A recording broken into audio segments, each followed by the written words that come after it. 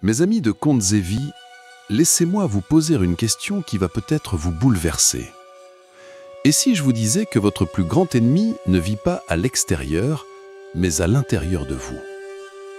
Et si je vous révélais que cet ennemi invisible vous vole chaque jour des années de votre vie, transforme vos rêves en regrets et fait de vous le spectateur impuissant de votre propre existence? Cet ennemi a un nom, la procrastination. Et aujourd'hui, je vais vous raconter l'histoire la plus terrifiante que j'ai jamais vécue. Une histoire qui a failli me coûter tout ce qui comptait dans ma vie. Il y a 3 ans, j'étais Thomas Moreau, 32 ans, architecte prometteur dans une grande firme parisienne.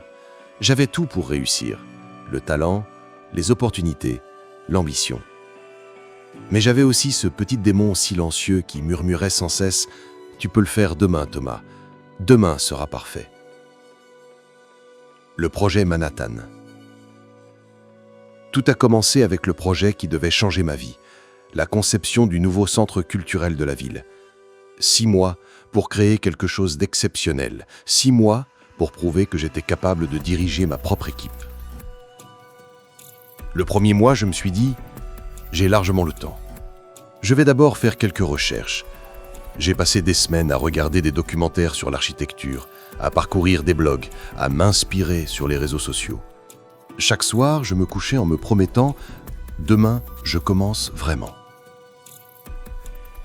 Le deuxième mois, une petite anxiété a commencé à pointer. Mais au lieu d'agir, j'ai trouvé 1000 excuses.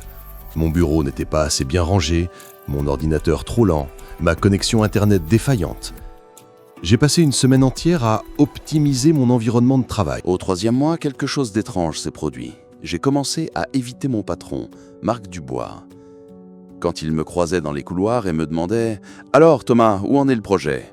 Je répondais avec un sourire forcé « Ça avance bien, Marc. J'ai plein d'idées révolutionnaires en tête. » Mais la vérité, mon dossier était vide. Pas une esquisse, pas une note, rien. La nuit, je ne dormais plus. Je restais éveillé, imaginant le moment où Marc découvrirait que j'avais menti. Je visualisais déjà ma démission, la déception de ma femme Sarah, les regards de mes collègues. Et vous savez ce que faisait mon cerveau face à cette terreur ? Il me chuchotait encore « Ne t'inquiète pas, tu as encore 3 mois. 3 mois, c'est énorme. » La spirale infernale. Au 4e mois, j'ai atteint un niveau de procrastination que je n'aurais jamais cru possible. J'arrivais au bureau, j'ouvrais mon ordinateur et je regardais des vidéos de chats pendant des heures. Je lisais des articles sur la productivité au lieu de travailler. L'ironie était si cruelle que j'en riais jaune. Un soir, Sarah m'a trouvé dans mon bureau, la tête entre les mains. « Thomas, qu'est-ce qui ne va pas? Tu n'es plus le même depuis des mois ?» J'ai failli tout lui avouer, mais mon démon intérieur a été plus rapide. « Tu ne peux pas lui dire la vérité, elle perdrait confiance en toi. Attends encore un peu. » « Rien, chérie.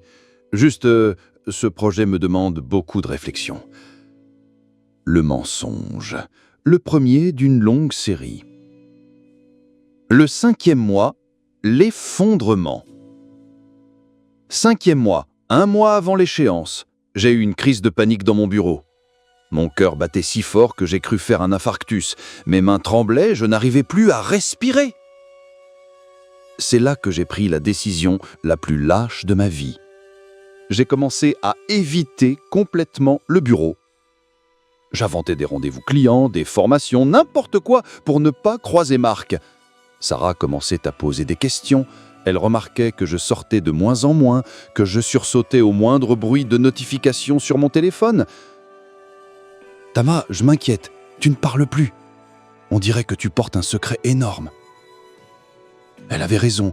Je portais le poids de 5 mois de mensonges, 5 mois de rien du tout. La révélation catastrophique. 3 semaines avant l'échéance, Marc a débarqué chez moi un samedi matin. « Thomas, on doit parler. Le comité veut voir une présentation préliminaire lundi. Tu peux me montrer où tu en es ?» Mon sang s'est glacé. Sarah était là, elle nous écoutait. J'ai balbutié quelque chose à propos de fichiers sur mon ordinateur de bureau, mais Marc n'était pas dupe. « Thomas, dis-moi que tu n'as pas... Le silence. Un silence qui semblait durer une éternité. Sarah a compris avant même que je prononce un mot. Son visage s'est décomposé. « Tu n'as rien fait, c'est ça? Pendant 5 mois, tu m'as menti ?» La chute libre. Les 2 semaines suivantes ont été l'enfer sur Terre. Marc a dû réassigner le projet à une autre équipe en catastrophe. Ma réputation dans l'entreprise était ruinée. Sarah a demandé une pause dans notre relation. Elle est partie chez sa sœur avec nos 2 enfants. Je me retrouvais seul dans notre appartement face aux conséquences de ma procrastination. Pas seulement un projet raté, une carrière brisée, un mariage en péril, la confiance de mes enfants perdue. Et vous savez, le plus atroce dans tout ça, mon démon intérieur continuait à me chuchoter « Ce n'est pas si grave, Thomas, tu trouveras un autre boulot demain, tu récupéreras ta famille demain. » C'est dans ce moment de solitude absolue que j'ai eu une révélation. J'étais assis sur mon canapé, entouré de boîtes de pizza vides et de canettes de bière, quand j'ai vu une photo de mes enfants sur la table basse. Soudain, j'ai réalisé quelque chose de terrifiant. Je n'étais pas en train de reporter ma vie à demain, j'étais en train de la gâcher aujourd'hui. Chaque demain était un mensonge. Chaque plus tard était un vol. Je volais du temps à mes enfants, à ma femme, à moi-même. Cette nuit-là, j'ai pris la décision la plus importante de ma vie. Arrêter de rêver demain et commencer à vivre aujourd'hui. Le lendemain matin, et oui, parfois demain arrive vraiment, j'ai fait quelque chose que je n'avais pas fait depuis des mois. J'ai agi. Première action, j'ai appelé Marc et je lui ai présenté mes excuses. Pas des excuses bidons, des vraies excuses. J'ai assumé ma responsabilité totale. Deuxième action, j'ai appelé Sarah et je lui ai dit la vérité, toute la vérité. Sur ma procrastination, sur mes mensonges, sur ma peur.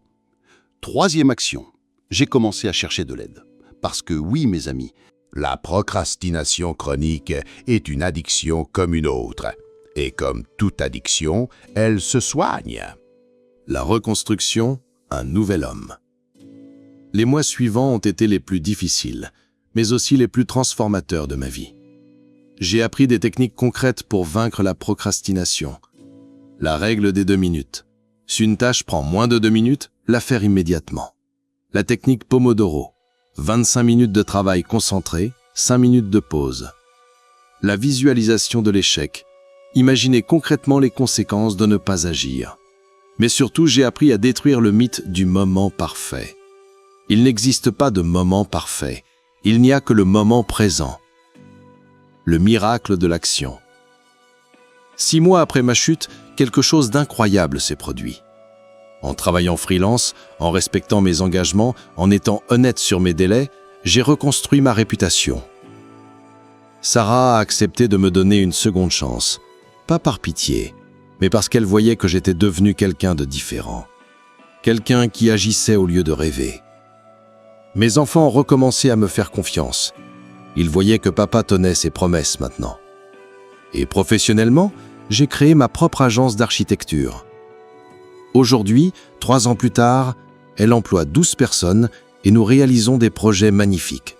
Mes amis, en vous abonnant à la chaîne et en partageant cette histoire que j'ai pris le temps de vous raconter, voici ce que j'ai compris. La procrastination n'est pas un défaut de caractère. C'est une stratégie de survie défaillante de votre cerveau face à la peur. Peur de l'échec, peur du jugement, peur de ne pas être à la hauteur. Mais voici le secret que la procrastination ne veut pas que vous sachiez. L'action, même imparfaite, est toujours supérieure à l'inaction parfaite. Quand j'ai enfin commencé à agir, mes projets n'étaient pas parfaits. Mes premières esquisses étaient moyennes. Mes premières présentations étaient hésitantes. Mais elles existaient. Et c'est cette existence qui a tout changé. Aujourd'hui, je veux que vous compreniez quelque chose de fondamental. Chaque minute que vous passez à reporter est une minute de votre vie que vous ne récupérerez jamais. Votre procrastination ne vous protège pas de l'échec, elle vous garantit le regret. Votre procrastination ne vous donne pas plus de temps, elle vous en vole. Votre procrastination ne rend pas les tâches plus faciles, elle les rend plus terrifiantes. Mes amis de Conte et Vie, si cette histoire vous a touché, Si vous vous reconnaissez dans mon parcours, alors voici ce que je veux que vous fassiez maintenant. Identifiez une chose que vous reportez depuis trop longtemps. Réglez votre chrono sur 10 minutes. Commenciez cette tâche immédiatement après cette vidéo. Partagez votre engagement dans les commentaires. Écrivez « Je m'engage à faire votre tâche dans les 10 prochaines minutes ». Et si vous voulez vraiment transformer votre vie, abonnez-vous à cette chaîne et activez la cloche de notification. Parce que chaque histoire que je partage ici est une arme contre les démons qui nous empêchent de vivre pleinement. Likez cette vidéo si elle vous a aidé à comprendre quelque chose sur vous-même.